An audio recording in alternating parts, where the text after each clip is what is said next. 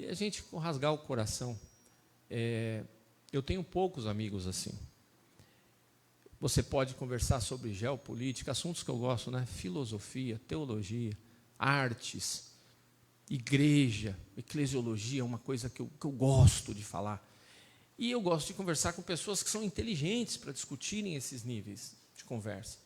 E a vida me deu presentes, bons amigos, alguns poucos, mas muito bons, que eu posso sentar e aprender com eles, posso compartilhar e aprender com eles. E um desses presentes que a vida me deu é a amizade com o pastor Carlos Eduardo. Ele tem sido uma bênção na minha vida, é um amigo querido, sento e aprendo todas as vezes que estamos juntos. Estamos trabalhando num projeto muito audaz para a igreja brasileira, para o segundo semestre. Estamos trabalhando aí, eu falo estamos porque eu sou só um incentivador, quem está trabalhando mesmo é ele, né? E depois eu vou dar uma força de uma outra forma, porque, olha, provavelmente nós vamos ter nesse país um dos melhores cursos online de escatologia, que é esse homem que está preparando. Nós vamos ter um curso esse ano ainda, e eu estou incentivando ele, tivemos conversando, tivemos reunião esse ano, em janeiro nós estivemos juntos, né? Estivemos conversando e estou incentivando ele.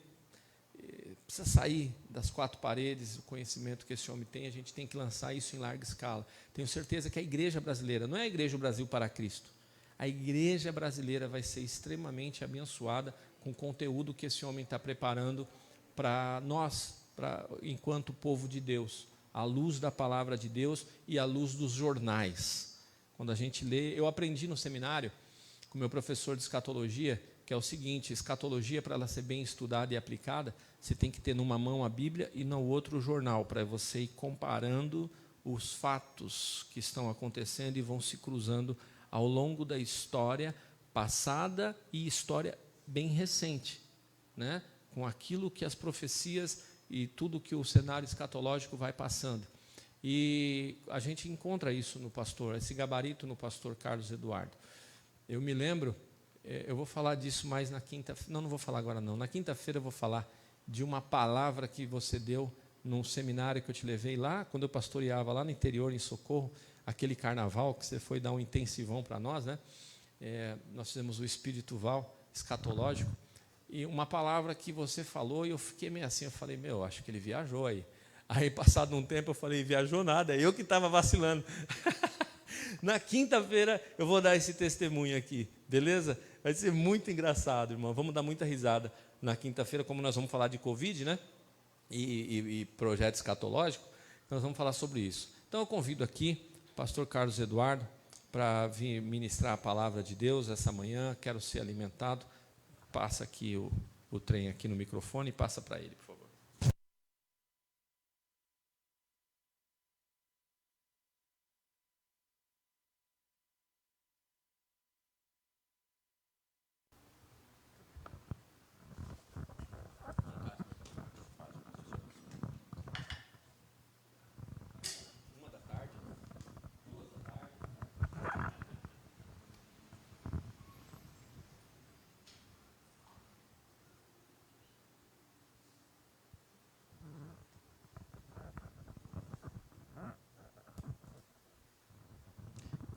Graças e paz do Senhor Jesus.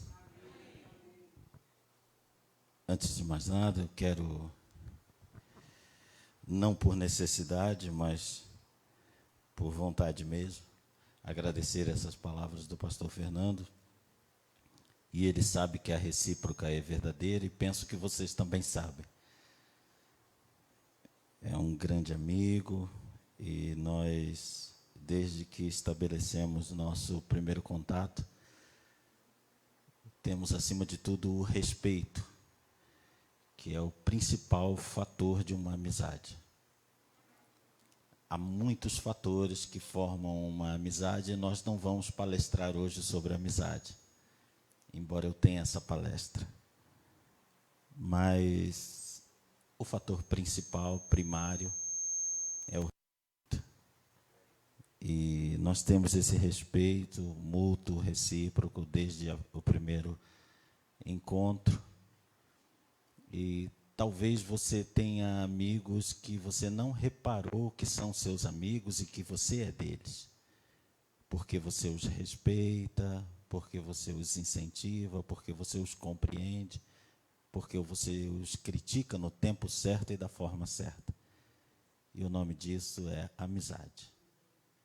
A empatia gratuita, porque se descobre no outro uma confiança que fica estabelecida em nosso coração. Nessa pessoa eu posso confiar. Então, eu agradeço a Deus por esse presente, por essa amizade e pela multiplicação que essa amizade traz, porque através de um grande amigo nós nos tornamos amigos de outros amigos que ele tem. E isso é um multiplicador e a nossa vida é abençoada desta forma. Irmãos, eu vinha meditando, ouvindo uma música instrumental no meu carro, e ela é tema de um filme que se dá a respeito de uma família cristã e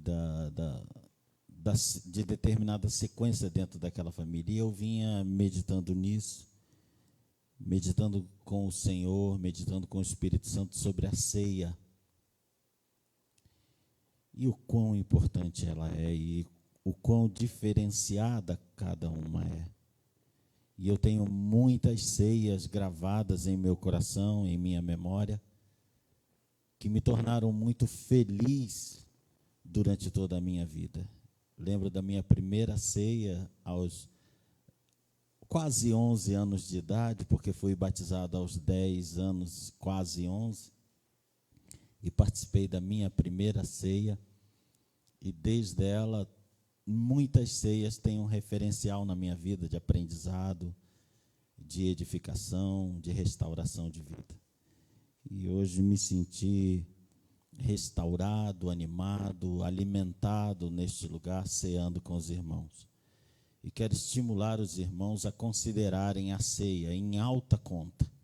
Todo culto em alta conta, mas a ceia em altíssima conta. Meu Deus, hoje eu vou cear na tua casa, eu quero que isso traga um memorial na minha vida. Eu quero que a palavra de hoje seja muito especial, porque eu quero uma referência na minha vida cristã. O pastor está certo, a igreja está certa, quando deseja que o seu próprio pastor traga a palavra numa ocasião de ceia. Mas esse convite também é válido, porque talvez Deus queira fazer algo diferente nas nossas vidas na manhã de hoje. Por isso eu te convido a abrir a palavra do Senhor em duas passagens. Primeiro em Daniel, capítulo 2, o livro que escreveu o profeta Daniel, no capítulo 2. E depois a carta que escreveu Paulo a Timóteo, a primeira carta, no capítulo 2 também. Então fica bem fácil. E eu peço que você marque, depois que marcar as duas passagens, peço que fiquemos de pé em reverência à leitura da palavra do Senhor. Daniel, capítulo 2, e primeira carta a Timóteo, capítulo 2.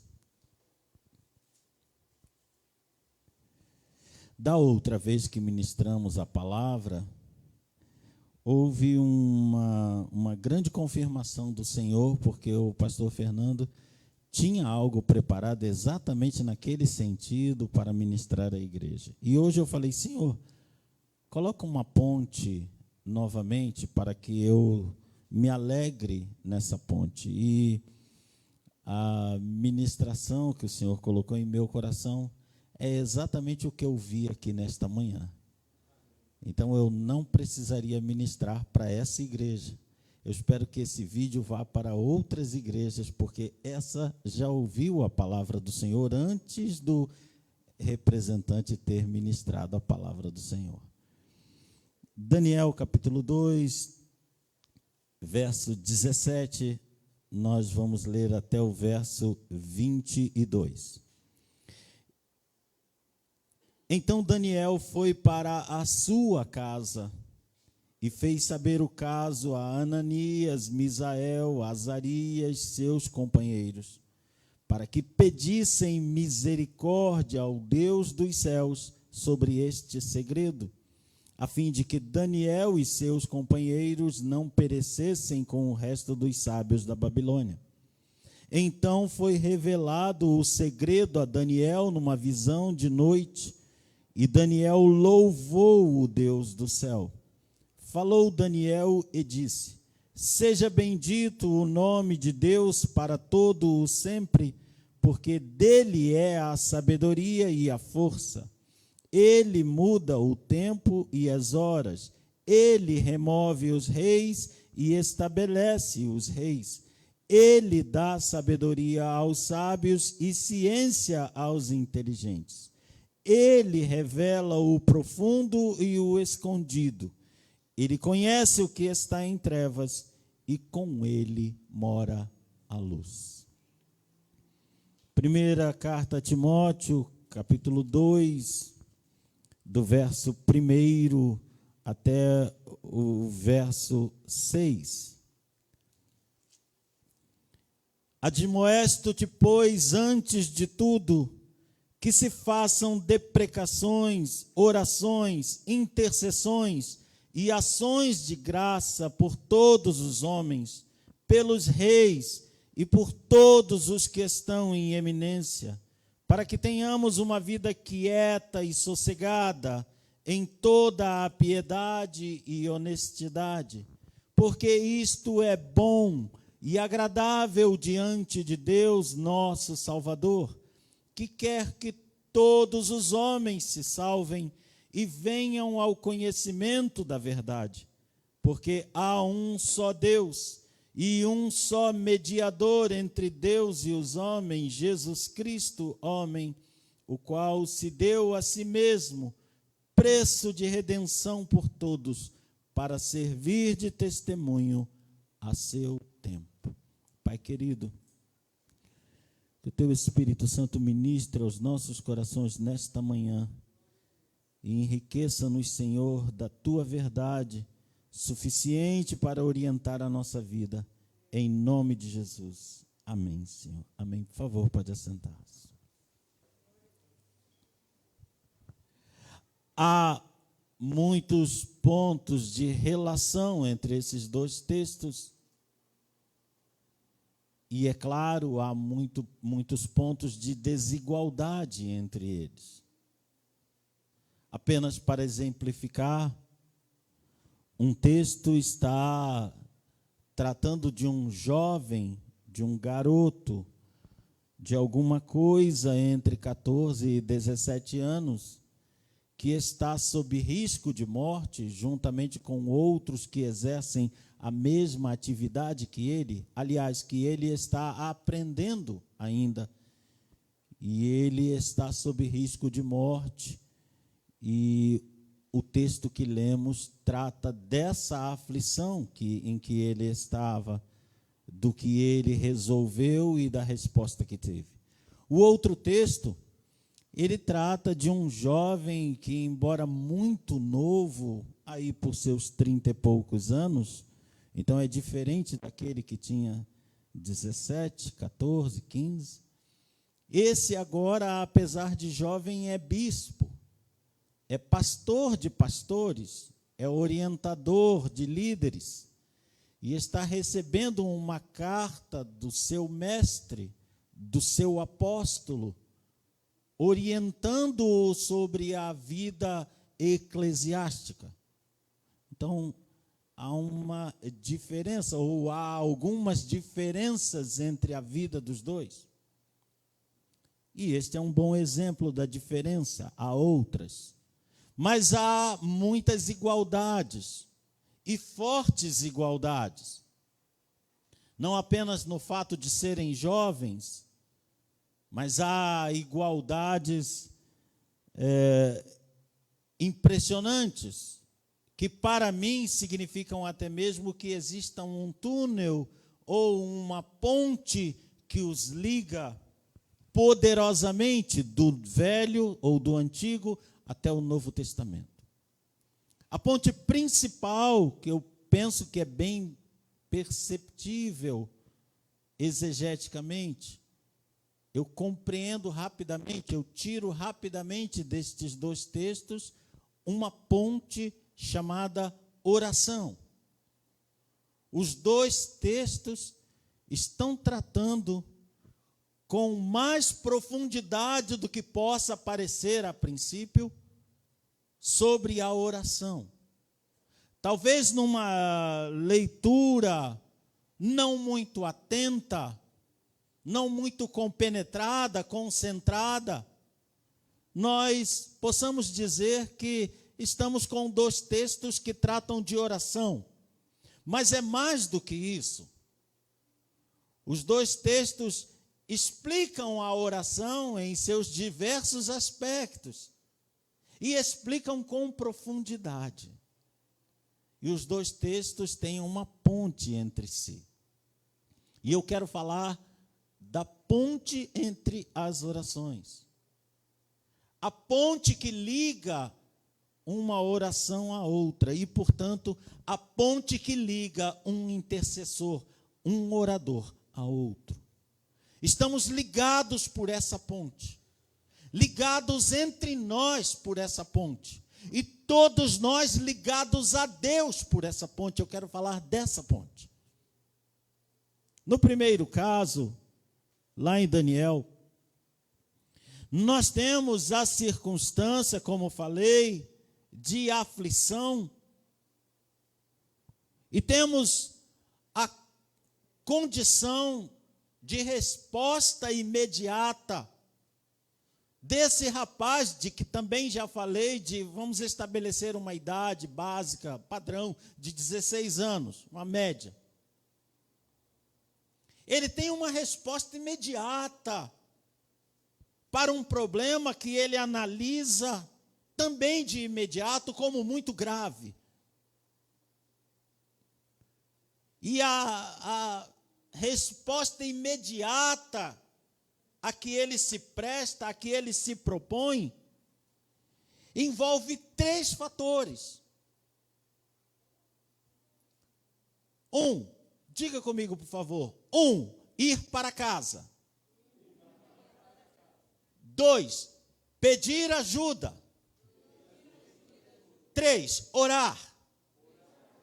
Esse rapaz, sabendo da questão, ele de imediato pensa essas três coisas. Preciso me recolher. Preciso de um lugar. Preciso de um lugar em que eu possa abrir a minha alma, em que eu possa abrir a minha boca, em que eu possa jogar para fora toda essa inquietação que está dentro de mim. Preciso de um lugar. 2, preciso de pontes. Preciso que isso que eu quero fazer seja também o desejo de outros que vejam a situação da mesma forma como eu vejo. E que 3, tenham a mesma interpretação que eu tive da dificuldade. A primeira necessidade é orar. Preciso de pessoas que, como eu, se recolham, se separem, se isolem. A Bíblia classifica isso com um termo, que é santificar. Santificar é separar-se, isolar-se, buscar lugar. Santificar-se é isso. Santificar-se é, em resumo, buscar lugar. O que você está fazendo? Estou buscando um lugar. Um lugar do quê? Um lugar de adoração, um lugar de oração, um lugar de ponte. Quero falar com o meu Deus. Preciso me santificar, preciso me separar. Em todos os aspectos que santificar signifique, mas não vamos falar de santificar hoje. Mas estamos falando de orar. Então esse rapaz tem essa essa resposta imediata, tripla. E ele busca nos seus amigos, e os seus amigos dizem sim para ele. Os seus amigos dizem: nós vamos orar também com você por essa questão. E eles ali buscaram um lugar, e aquele lugar lhes foi propício à noite. Então, o que eu preciso ter é o lugar. A que horas? Na hora que você encontrar o lugar, essa será a hora. Quando Jesus diz: quando orares, entra no teu quarto. Em que hora, meu Deus do céu? Em que posição? Quando você encontrar o lugar, encontrará a hora, encontrará a posição. O que Deus quer é um lugar em que Ele possa falar ao teu coração e que Ele possa ouvir o teu coração falar a Ele.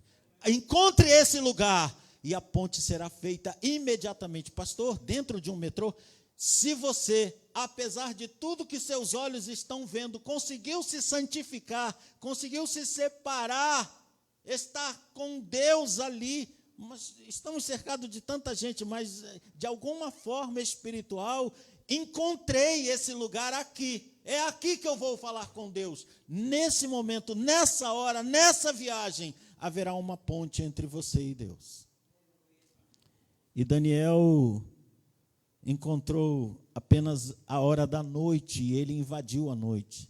E eu gosto demais daquele pensamento, agora não vou lembrar com perfeição, que diz que aquele que ora à noite encontra maior facilidade de ser atendido, porque o canal não está ocupado. Se as pessoas soubessem o poder que tem as madrugadas, elas encontrariam com o Senhor nas madrugadas. Meu Deus, quantas vezes encontrei contigo de madrugada, meu Deus. Quanto tu me ensinaste na tua palavra de madrugada, meu Deus. Quantas pontes, Senhor. Dezenas, centenas de pontes, Senhor, fiz contigo na madrugada, meu Deus. Eu glorifico o teu nome por isso. Porque encontrei o lugar, e esse lugar era na madrugada, Senhor, e eu glorifico o teu nome por isso. E aí eles oram, irmãos, e pedem, e ainda de madrugada, a resposta vem.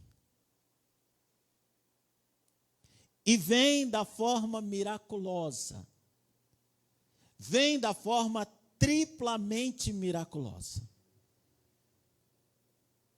Primeiro, porque a resposta era saber o que um imperador, um rei, sonhou.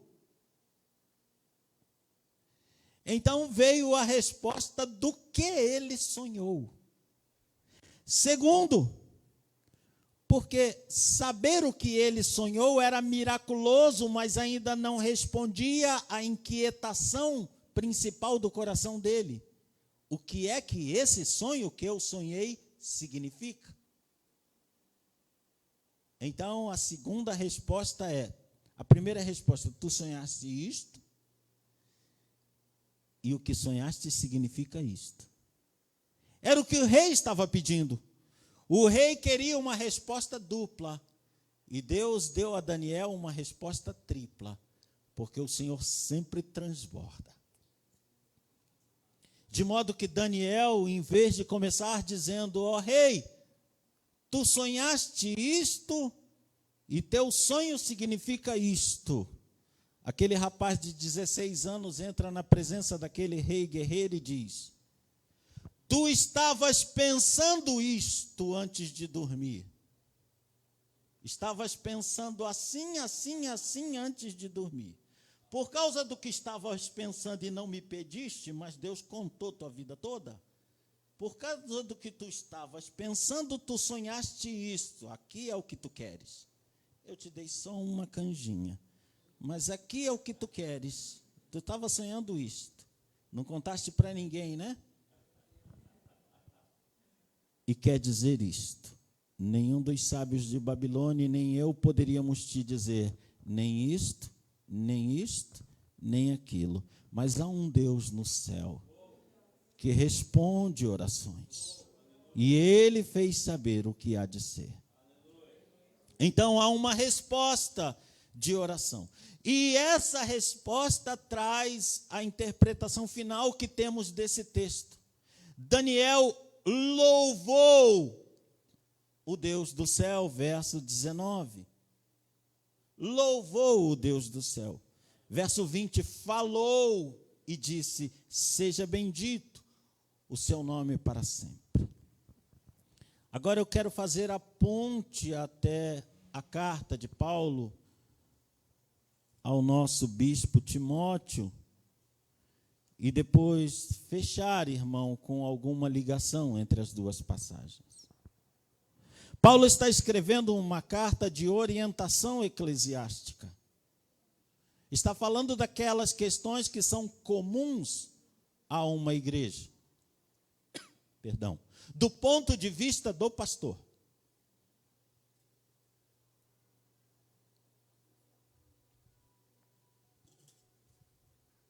É interessante que uma igreja tem muitas questões. Mas estas questões, elas partem do ponto de vista. O ponto de vista de um irmão não é o ponto de vista de outro. E o ponto de vista dos dois, na maioria absoluta dos casos, nada tem a ver com o ponto de vista do pastor.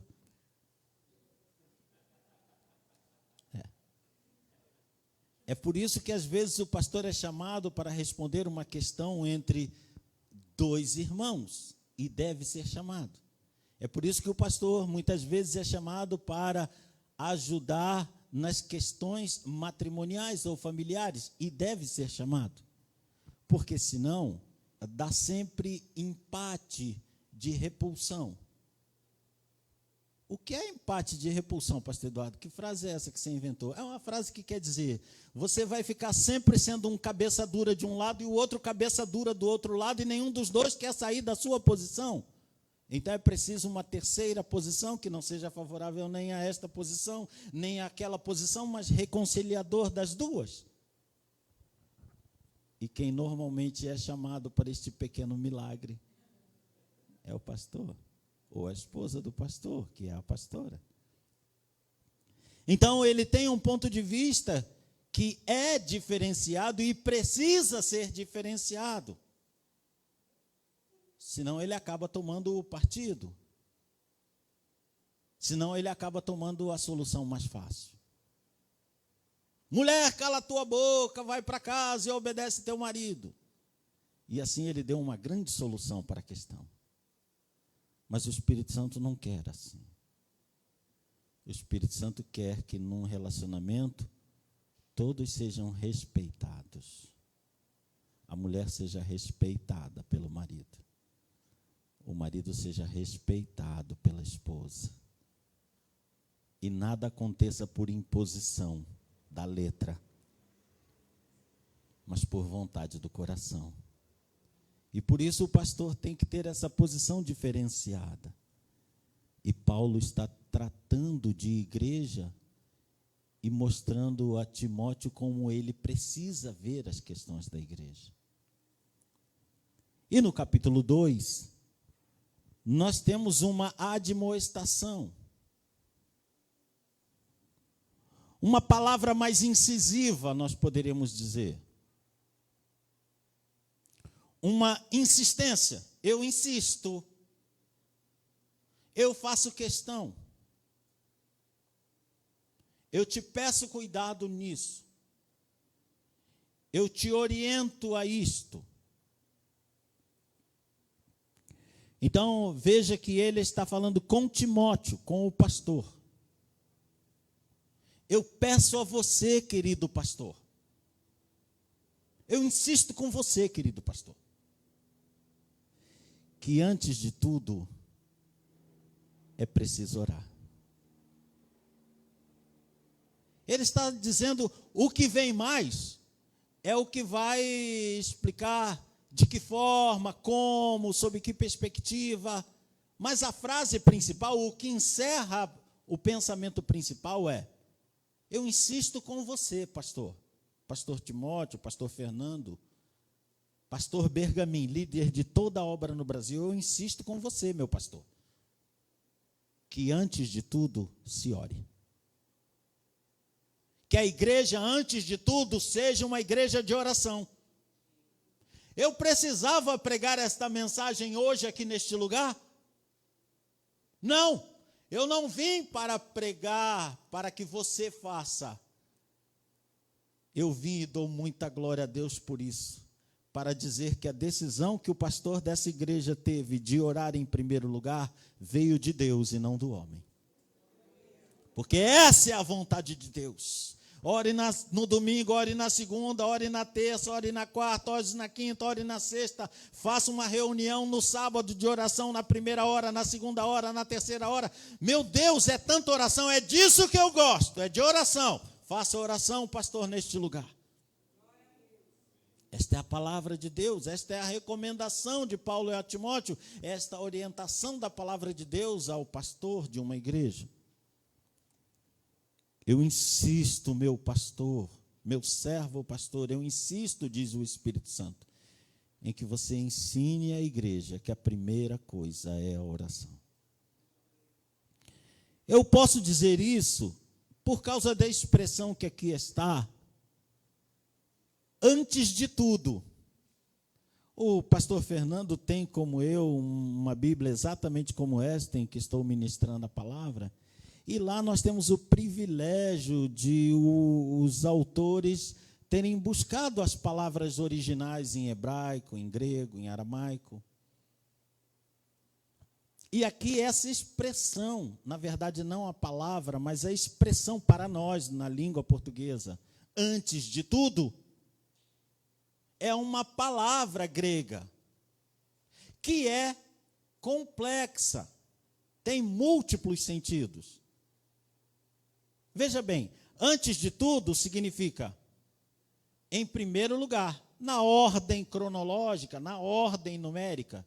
Em primeiro lugar, primeiro, segundo, terceiro, quarto, quinto. Ou seja, você vai fazer coisas na igreja. Primeiro você ora, depois você abre o templo, depois você ministra assim. Depois...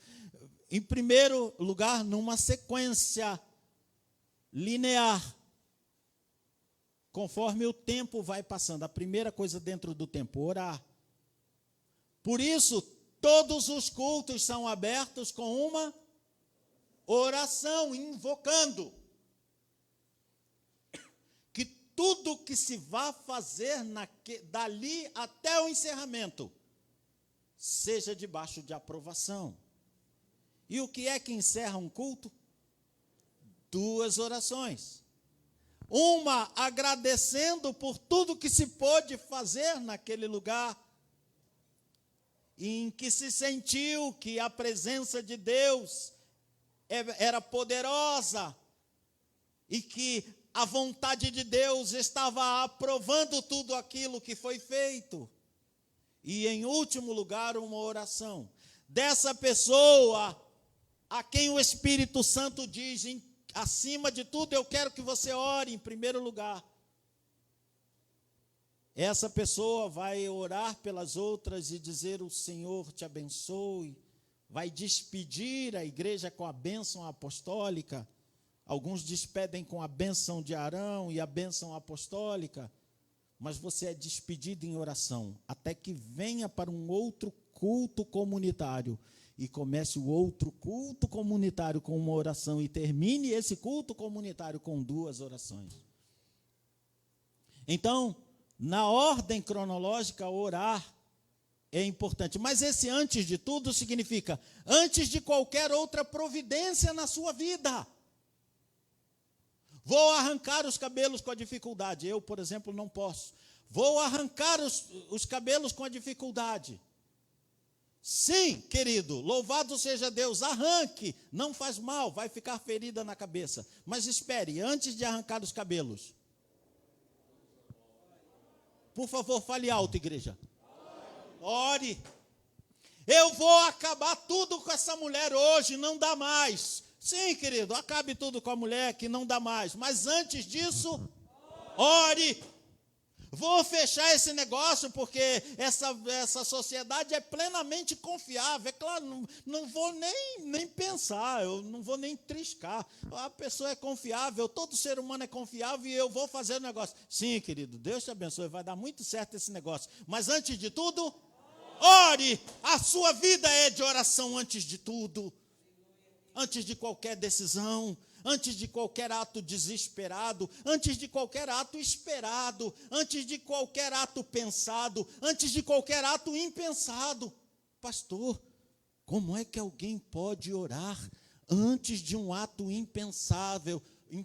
Claro que pode, se ele estabelecer no íntimo da sua alma, no seu instinto mais básico, a oração, por incrível que pareça, já me aconteceu tantas vezes na minha vida, que eu posso te dizer com a autoridade do Espírito Santo, a oração, quando estabelecida como base da nossa ação, do nosso pensar, do nosso agir, ela consegue ser mais rápida que o nosso instinto. Você consegue, antes de se desesperar, você diria que é ao mesmo tempo, mas eu diria que é antes de você desesperar, você consegue dizer, meu Deus, o carro vai bater. Ali você tem o instinto de fechar os olhos, de se retrair, mas antes, quando você pressente o acidente, o que você fala? Mas o que você fala na oração? Meu Deus! E ninguém pode reclamar de você porque a oração não foi longa, porque essa oração foi mais rápida que o seu instinto de defesa. Eu recebi 3 profecias na minha vida de que haveria determinado acidente na minha vida com 6 meses de antecedência. 3 profecias no espaço de 1 mês, as 3 profecias em cultos em que eu não conhecia ninguém. Eu fui lá até levar outra pessoa e recebi 3 profecias dizendo que eu teria um acidente, mas que Deus estaria comigo naquele momento e que eu veria a ação dos anjos de Deus na minha vida naquele acidente. E 6 meses depois, eu viajando com 2 filhos no carro, sem nem pensar isso, quando desci determinada serra, um caminhão que não poderia deixar de ter me visto, um carro desse tamanho em que eu estava, ele entrou na minha frente, não havia mais como eu frear, eu estava a quase 100 por hora. Qual foi a primeira coisa que aconteceu? Meu Deus! Mas na mesma hora, enquanto o carro batia, aquela voz soprou claramente no meu ouvido, não sou eu contigo? Quando você estabelece a oração como antes de tudo, ela consegue ser mais rápida que a tua reação instintiva de abrir e fechar de olhos. A vinda de Jesus vai ser uma vinda resposta de oração, e esta oração está resumida num só termo grego que é Maranata. Vem Jesus. E num dia determinado por Deus, a palavra diz que, o próprio Jesus diz que num abrir e fechar de olhos, num piscar de olhos, para todo o resto da humanidade, não para quem está esperando, porque nesse piscado de olhos, nós o veremos, porque estaremos em espírito de oração, e a oração é mais rápida que o abrir e o fechar de olhos. Você precisa conduzir a sua vida de oração a ser uma vida instintiva de oração. Para uma situação difícil, já tenho a oração, Deus proverá. Para uma situação de alegria, já tenho a oração, glória a Deus. Para uma oração de dificuldade, de acidente, meu Deus. Para uma oração de intercessão pela vida de alguém, Senhor, cuida, Senhor, cura, Senhor, entra, Senhor, toma, Senhor, age, Senhor, muda. Nós já temos todas as orações de que precisamos para ter uma vida de oração poderosa diante de Deus. Use a oração que você tem no momento certo. Não precisa nem pensar que oração é essa agora. Por exemplo, se você está ouvindo essa palavra e se você concorda, você pode falar como Daniel. Você pode dizer, glória a Deus. Sabe o que é isso? Uma oração de ação de graça. Glória a Deus. Glória a Deus por essa palavra que eu estou recebendo. Você está orando e dizendo, Senhor, não é este homem que está pregando. É o teu espírito que está falando a necessidade que eu tenho de ouvir. Então, Paulo diz que se façam deprecações. Já estou encerrando, irmãos. Deprecações. Deprecações são pedidos de necessidade. Tem gente que não conversa com Deus. Tem gente que normalmente é esposa de marido que vai fazer as compras. Né? Às vezes nós agimos com Deus como esposa de marido que vai fazer as compras. Você vai à cidade? Vou. Olha, precisa passar no mercado, você precisa comprar isto. Mas eu não sei que marca é esse. Eu sempre compro, você nunca vê a marca? A marca é essa, e essa. Você não me apareça com aquele negócio que você trouxe da outra vez que eu te pedi. É claro que isso não se assemelha a nenhuma mulher que está presente aqui. Você precisa trazer isto. Não seja descuidado. Você sempre compra o mais caro. Não sei o que dá na sua cabeça. Você pensa que a gente é rico. Você vem com o sabão Omo. Eu não quero Omo. Você traga o brilhante. Mas, querido, o brilhante está mais caro. Traga outro. Mas não traga nenhum desses dois. Mas esse aí faz mal para a sua mão. E fica aquela discussão. Deus é tratado sempre como um marido que vai às compras. Há sempre só uma lista de pedido. Eu quero te dizer duas coisas. Eu não sei se digo a boa ou a ruim primeiro. Eu vou dizer a ruim. Deus não é marido com lista de compra. Mas eu vou te dizer outra boa. Ele incluiu a lista de compra na sua conversa com ele. Ou seja, em resumo, você não vai falar com ele só para pedir, mas está autorizado a pedir enquanto fala. Não é maravilhoso? Eu insisto com você, pastor, que antes de tudo, em primeiro lugar, como o mais importante na vida da sua igreja, se tenha uma lista de pedidos. Se tenha uma lista de orações. Oração é conversa. Oração é o ato de falar. É a ação de falar. Então, o que nós chamamos de oração, que resume tudo, na verdade, a oração é a conversa. Eu converso com o Senhor. Conversar com o Senhor é fazer ponte da terra para o céu. Essa ponte sobe com palavras, que é a única coisa que pode subir, e desce com palavras, desce com poder, desce com milagre, desce com cura, desce com intervenção, desce com conselho, desce com orientação, desce com transformação. Mas sobe só palavra, mas desce tudo. Porque aqui na terra não tem nada que possa subir para o céu, senão pessoas que foram salvas e curadas pelo sangue do Cordeiro. Mas de lá pode descer tudo que há no céu para a terra. O que é santo, o que é puro, o que habita na eternidade, o que é milagre, o que é extraordinário, o que ninguém na terra pode fazer. Tudo isso pode descer de lá para cá. Daqui só pode subir para lá oração. Então que suba oração. Pastor, faz a sua igreja ter uma lista de pedidos.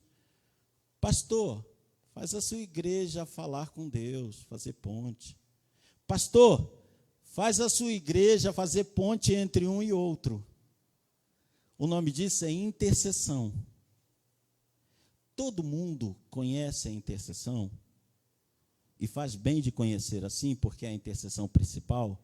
Quando eu faço a ponte com o Senhor Deus, para ele fazer uma ponte que está rompida com o irmão.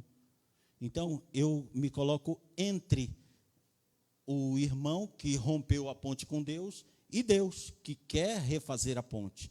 E eu entro no meio e falo, Senhor, ele é ruim de construção. Isso aí é um zero. Ore a Deus assim por seu irmão, com amor no coração. Senhor, isso aí é um zero à esquerda. O Senhor está esperando essa pessoa. Mas, Senhor, é teu filho. Estou brincando, irmão. Mas às vezes dá vontade. Às vezes dá vontade. Senhor, o cidadão, a cidadã é cego dos olhos. Senhor, se o senhor desse 6 olhos, seria cego dos 6. Mas ajuda, Senhor. O nome disso é intercessão. Paulo está dizendo pelo Espírito Santo a Timóteo, tem que haver ponte dentro da igreja, pastor. Um tem que orar pelo outro, e o outro tem que orar pelo um, e os dois têm que orar pelo terceiro, que tem que orar pelo quarto. Tem que haver ponte dentro da igreja, não há coisa que Deus se agrade mais do que uma igreja cheia de ponte. O primeiro daqui está orando pela última lá, e a última nem sabe que ele está orando, mas a última está orando pela segunda aqui, a segunda está orando pela do lado de lá, levantando as mãos uns pelos outros, sem intriga, sem ira, sem contenda, sem rixa, sem queixa, simplesmente dizendo: Senhor, dá o melhor do meu irmão a ele, eu quero que o meu irmão seja o melhor dele na terra. Não tem outra coisa que eu orei mais numa igreja como pastor do que dizer: Senhor, dá para Maria o melhor que a Maria pode ser. A melhor Maria que a Maria possa ser, Senhor, faz na vida dela. Porque quando você for o seu melhor, automaticamente aquilo que é para ser feito dentro de uma igreja será. Basta que nós sejamos os nossos melhores eus. Eu tenho que ser o melhor eu como pastor. Eu não preciso ser o melhor pregador, eu não preciso ser o mais capacitado administrativamente, mas preciso ser o melhor eu diante de Deus. Eu não preciso ser o pastor Bergamin na vida do pastor Eduardo, mas preciso ser o melhor Eduardo. Deus, este é o melhor Eduardo. Estou apresentando o melhor Eduardo. Até você pode dizer: Senhor, estou apresentando o melhor Eduardo que hoje está se sentindo o pior Eduardo. E a única coisa que há de bom no pior Eduardo é saber que ele tem sido o pior Eduardo. Eu ouvi essa oração aqui hoje. Eu ouvi o pastor falar aqui nesse púlpito, você não ouviu? Quantas vezes eu digo: Jesus, por que o Senhor me ama? Eu sou o pior que um Fernando pode ser. Aí vem Jesus e fala: mas eu vou te dar uma lavadinha bem bonitinha, você vai ficar o melhor Fernando que eu gosto. Deus nos purifica de todo o pecado e nos tornamos o melhor que podemos ser. O nome disso, quando queremos isso na vida do outro, é intercessão. E ele diz: e ação de graças. Toda oração tem ação de graça. Eu te louvo, Senhor. Eu te louvo. Pastor, a situação ainda não se resolveu. Você conhece o termo otimista? Quem conhece? Otimista. Você sabe como otimista é usado hoje na sociedade? Tem dois significados. Na verdade, otimista tem um significado que é o que eu vou dizer depois. Mas hoje ele tem dois significados, que não é o significado. Significa, quando você é otimista, significa que você não está tão pessimista assim. Essa crise que nós estamos passando com a enfermidade vai melhorar, eu sou otimista. Entendeu o meu otimismo? Vai passar. Quando você acredita, o Deus dará. Estou sendo otimista. E o outro otimista é aquele: vai passar, em nome de Jesus, se nós orarmos, vai passar. Aí, para outra pessoa, esse otimista é louco, sonhador, visionário, fora da realidade. Então, ser otimista num mundo pessimista é ser aluado, é ser, como eu dizia no Imirim, oco da cabeça, né? Abiscoitado. Eu sempre usei aquele termo, sabe aquele biscoitinho de coco que vende no mercado? No meio ele é furadinho, é uma argolinha. Então eu sempre usei isso na igreja. Irmãos, às vezes nós somos abiscoitadinho, vazio no meio. Então o mundo pensa que otimismo é vazio, é loucura, é doideira. Pensam que palavra de fé é coisa de alucinado, de fanático. Mas otimista significa exatamente isso. Eu espero que o melhor aconteça. Por isso, otimista só será otimista quando for confiante. Se uma pessoa quer mostrar otimismo, ela precisa ser confiante. Vai melhorar. Não é que pode melhorar. Deus vai dar resposta. Não é que Ele pode dar resposta, é que Ele vai dar resposta.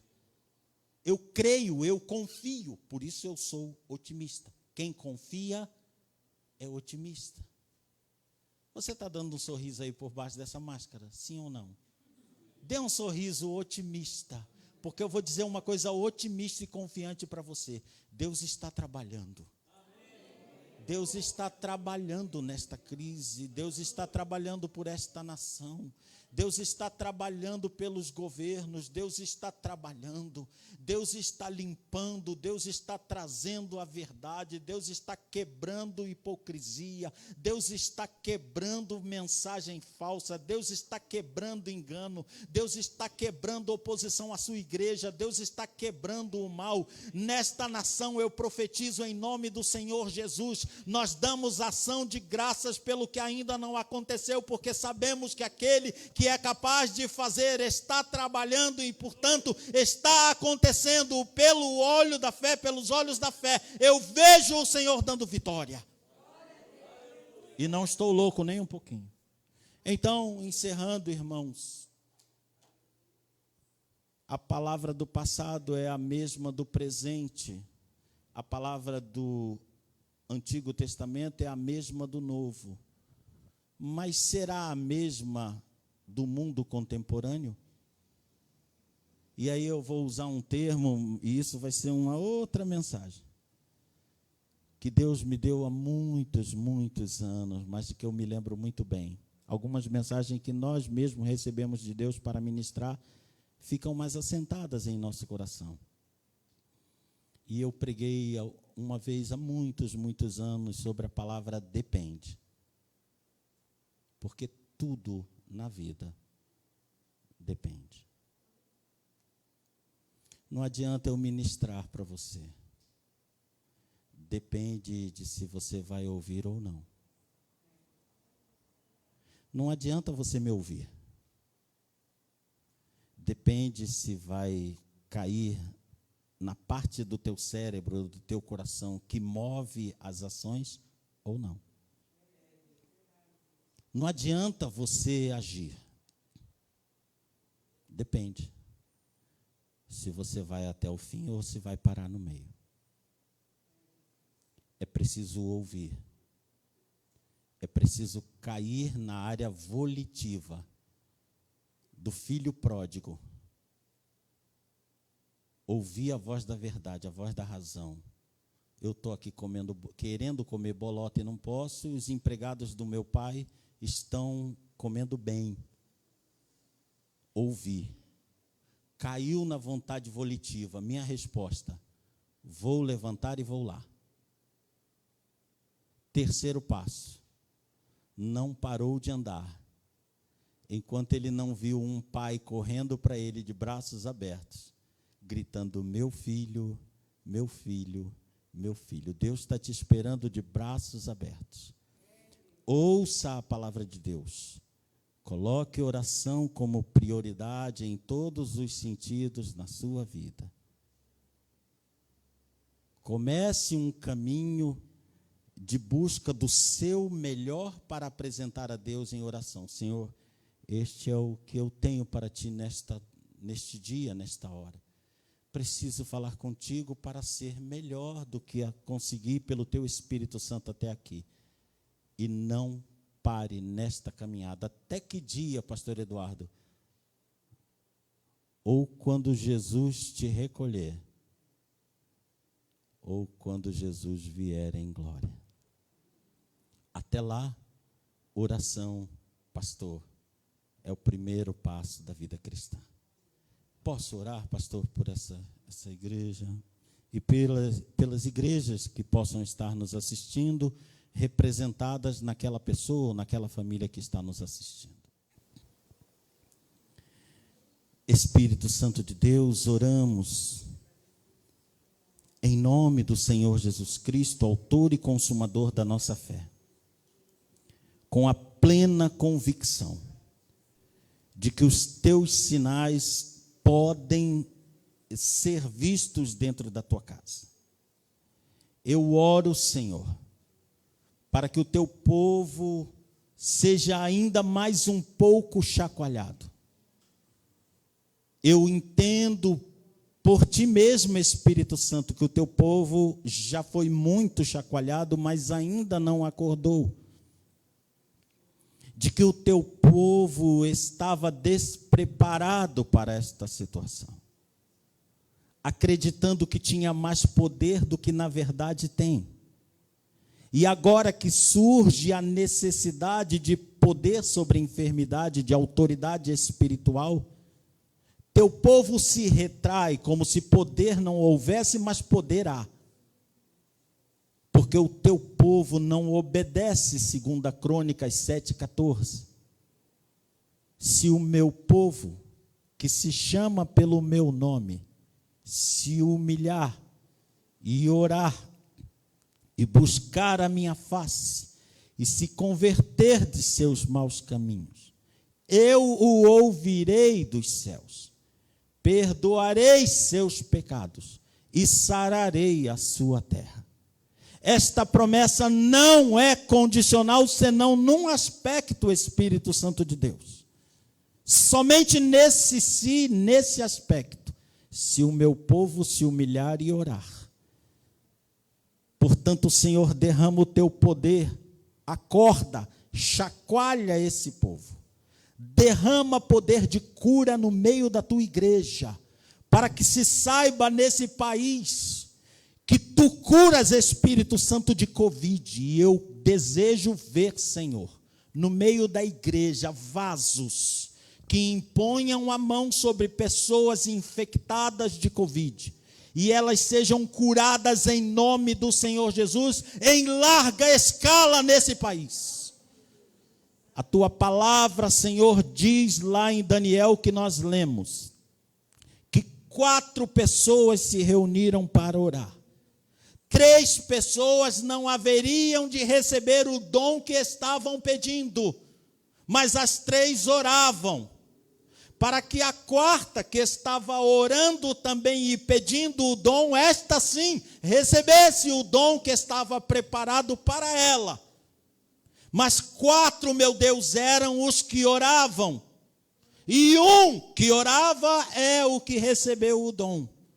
E a tua igreja se esqueceu disto, Senhor, que todos nós oramos dizendo: levanta vasos, levanta vasos, levanta vasos. Sabemos, a maioria de nós, que serão poucos os vasos, mas eles serão o suficiente para o óleo que tu queres derramar na terra, porque uma gota do teu óleo cura uma multidão. Um homem só, um vaso só, levantado por ti há 6 décadas atrás, comoveu esse país inteiro, de modo que 3 milhões de pessoas foram tocadas pelo óleo que estava só nesse vaso. Então, o que tu podes fazer com o homem que se põe na tua dispensação e a quem tu queres dar o dom de cura? Levanta homens, levanta mulheres, levanta crianças que tenham o dom de cura no meio das tuas igrejas, para que a tua casa, além de casa de oração, seja e continue sendo casa de cura, casa de libertação. Levanta vasos aqui nesse ministério local, levanta vasos em cada ministério local, porque o ministério Brasil para Cristo crê no dom de cura, foi estabelecido sob o dom de cura. Eu creio no dom de cura e eu te peço, Senhor, que haja cura no meio do teu povo, porque nós precisamos nos humilhar, mas a cura vem porque tu és Deus poderoso para isto. E eu oro, Pai, e encerro orando como Elias. Ah, Deus, se somos os teus servos, envia fogo do alto e confirma no nosso meio que tu és o nosso Deus, em nome do Senhor Jesus, para a honra e para a glória do teu nome. Amém e amém. Senhor pastor Fernando. Aleluia. Glória a Deus.